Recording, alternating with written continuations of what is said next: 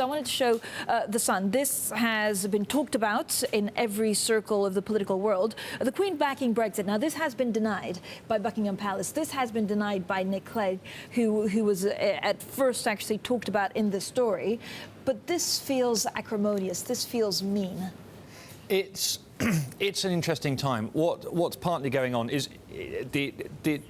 the idea of this referendum, when David Cameron first proposed it downstairs 3 years ago, was that it would settle divisions within the Conservative Party. And actually, it turns out, surprise, surprise, having a big argument about something doesn't settle divisions. Having a big argument about something exposes divisions. Perhaps the divisions will be settled after June, although it seems unlikely.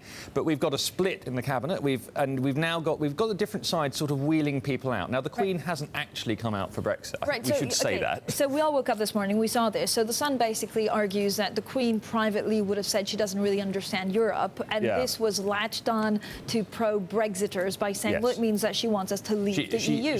It is claimed that at some point in the last 6 years she said she didn't like the way the direction that Europe was going, and she didn't understand why they make their decisions. That's a view that many people across Europe might take. Yeah. And it doesn't necessarily mean that you want to leave the European Union. It just means that you might think that many of the decisions that are taken in Brussels are odd. Let's have Meghnad Desai come to the... Go ahead, Meghnad, please. Yeah, it shows to me the desperation of the Brexit people. In a sense, all the opinion polls are against them. The betting market is even more against them. This is a very desperate threat for them to try the Queen. I think this is very desperate. And I would say this is panic. This is panic stations in the Brexit quarters. Lord Desai, I'm going to put you in a group with Paul DeGuire and a select few others that had Jerry Muller at Catholic University that actually understand continental Europe capitalism.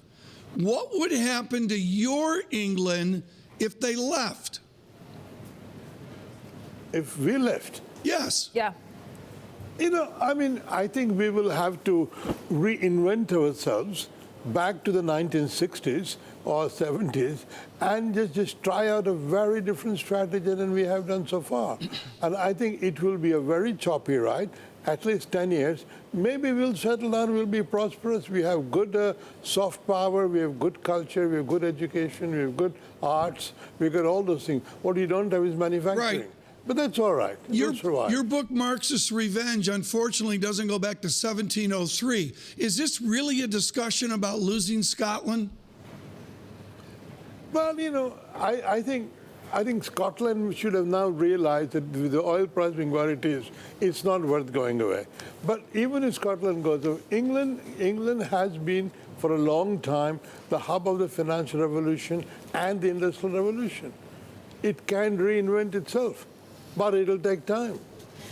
Rob, for my morning must-read on Brexit, I picked out something from The Telegraph, and this is from Peter Dominitsiak. Now, this is what he writes this morning. Eurosceptics will leap on the claims as a sign that the Queen privately supports the bid to take Britain out of the EU, a view that she's privately expressed concerns that the government would ask the Queen to show support for the Remain campaign ahead of the vote. Now, in this country, everybody knows the Queen tries not to talk politics. She didn't really talk about it in the Scottish referendum, although she mentioned the uncertainty. Does this show that actually politics is going to get so ugly that almost no matter what happens, David Cameron cannot survive? I don't think so. I think well, first of all, David Cameron has in some ways quite cleverly, others argue not cleverly, set his own sell-by date. So we know he's going by 2020. So there isn't what we experienced with, say, Tony Blair and Gordon Brown, of the people who want to take over feeling like, well, if they don't do something, he'll just go on forever. So by saying he's going probably, well, he says by 2020, that means probably 2019. In a way, he kills the argument that we need to throw him overboard now or he'll never go. I think if he loses the referendum, he goes pretty quickly. It's very hard to see how you stay after losing the referendum. We were talking earlier about whether he can stay after a narrow win. They think he can. Maybe he can. It depends how narrow. I'll tell you next year. Lord Desai, will Boris Johnson be this country's next prime minister? Unlikely. because I think, Theresa May is waiting.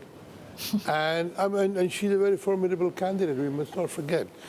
Boris doesn't still exude a image of responsibility. No matter what we say, and the way he's jumped on this has confirmed people's views that he's actually not a serious politician. Yeah. I'm sorry. He's a very likable person, he's a very popular person, but to be prime minister, you need more than that. Lord Desai, you are a voice for a lot of people in the United Kingdom. They're not fancy, they're not elites. You've been a consistent voice, obviously, for Asians and minorities. Would you please explain to me how they feel about Brexit? I'm sick of talking to elites about Brexit with an angle. What do the people actually think? But, it's a very interesting thing. The strongest feeling is about migration. Even among first-generation migrants and second-generation migrants, they strongly feel about the newcomers. But apart from that, there is no other question about Europe which at all concerns anybody. Yeah. So if you can fix the migration thing, the rest is easy.